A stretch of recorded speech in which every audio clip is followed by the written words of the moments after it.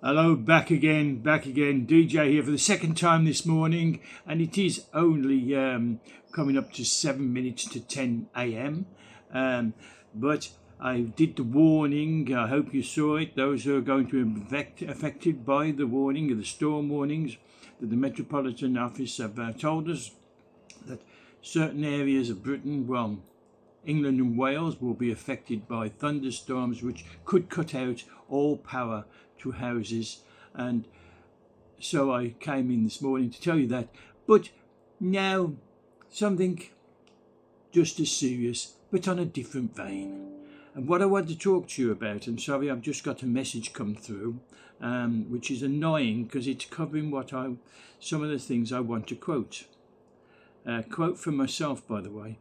Anyway, because I wrote it down. So several times I've spoken in this recent times of the two-tier actions of the police and the so-called justice system we have here in Britain, and that they pursue and detain and fine people expressing a viewpoint that goes against the current thinking of the senior police officers, and they are to blame. Britain's complacency when it comes to free speech in this country can be measured by the testiness with which people react to criticisms of it. When J.D. Vance, the minister from America, from USA, the deputy president of under Donald Trump, he sounded off in Europe, you may remember, and he mentioned not least Britain, and he put the principles of free speech at risk in a talk he gave in Munich. It was back in February. There weren't many who actually read his text.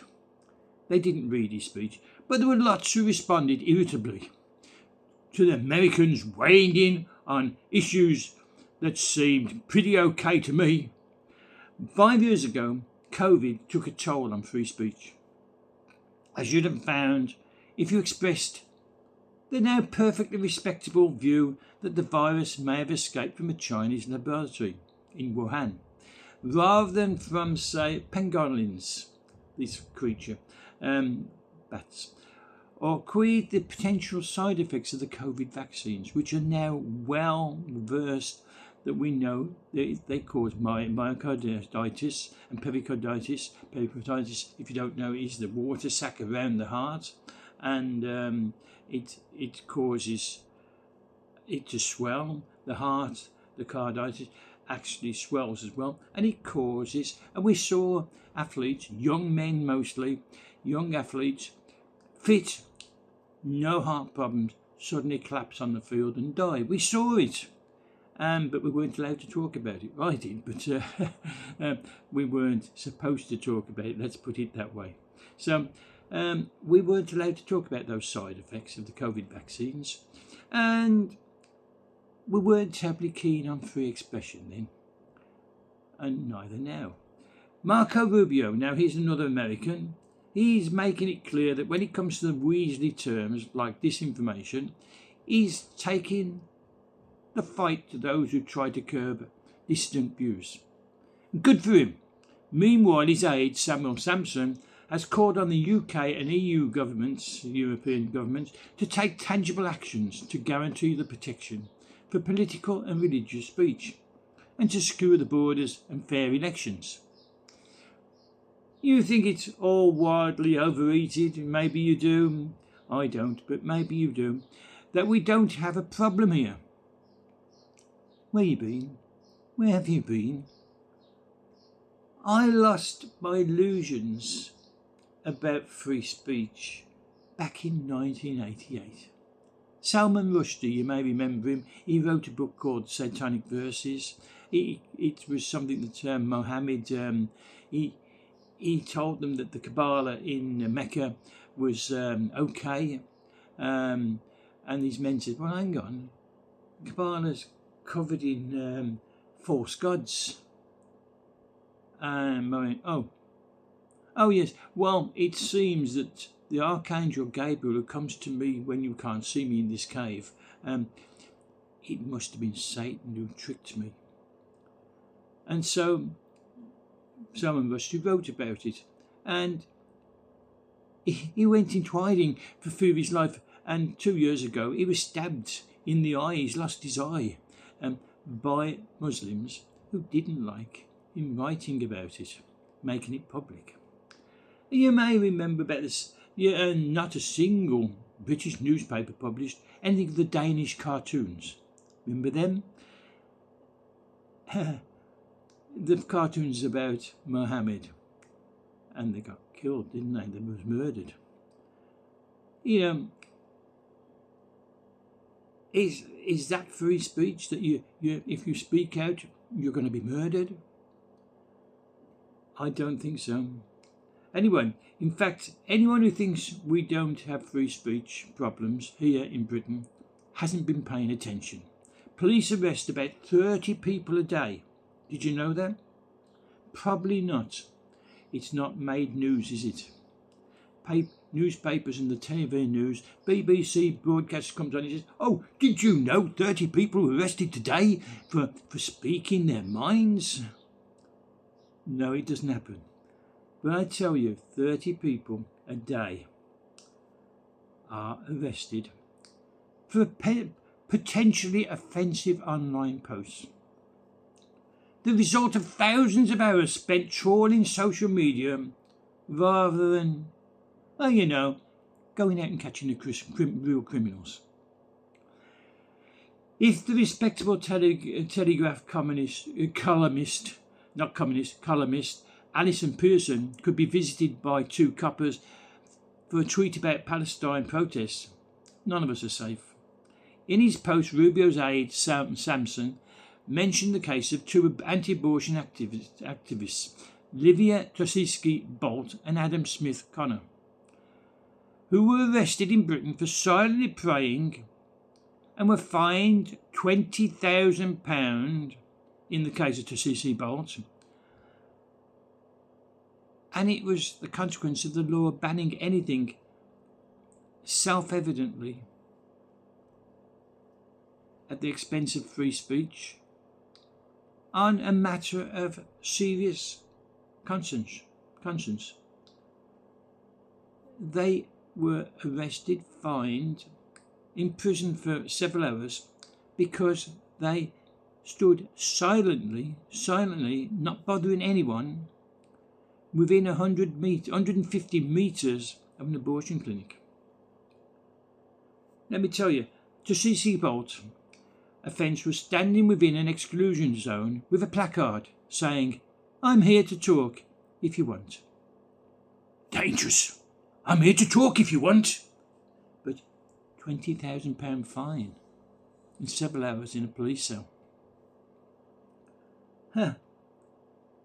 What about Isabel Vaughan Spruce? She was accosted by a community police officer who demanded to know if she was praying. And if she was, then he was going to arrest her. Why? Because she was standing on the 150-metre mark from an abortion centre, silently standing there, doing nothing. Is that free speech? Is that free expression? Is that over-policing? None of these people behaved aggressively, but they got arrested. Why? Because freedom is at risk in Britain. Freedom is at risk in Britain. How can it be that 30 people every day are receiving the knock on the door by our police force for expressing themselves peacefully? How? Because freedom of expression, freedom of speech, freedom to walk has been curtailed. It's been squashed. And we seem to not have noticed.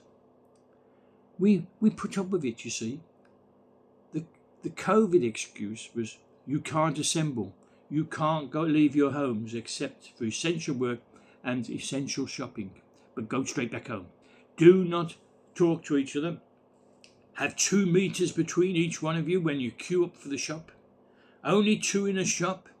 if you have a party or a family in your garden, only 6 people allowed. 7th person is illegal.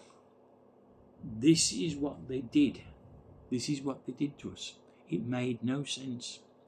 It's been admitted now that it made no sense. The 2-meter distancing.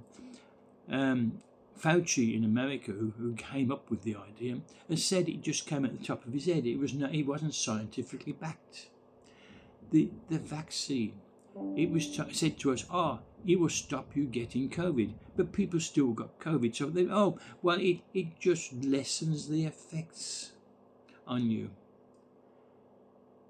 People in the services, the armed services, people in the ambulance service, people in the hospital service, the NHS, were all told, have the injection or you lose your job.